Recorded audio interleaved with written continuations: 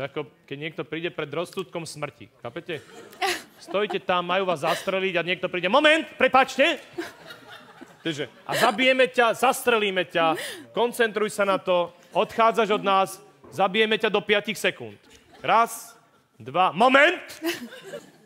Nebudú ma zabíjať. Nezaškrtia ma, nezastrelia ma. Teraz ti to beží v hlave, chápeš to? Áno, to jaké otázky? Čo s ňou robia?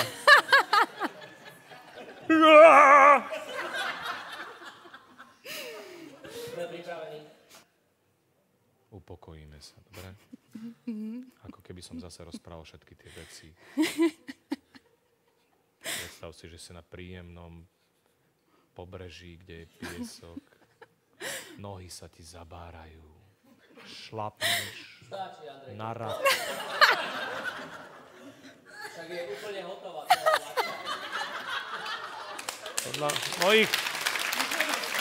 Podľa mojich výpočtov už mala byť 5 minút mŕtva.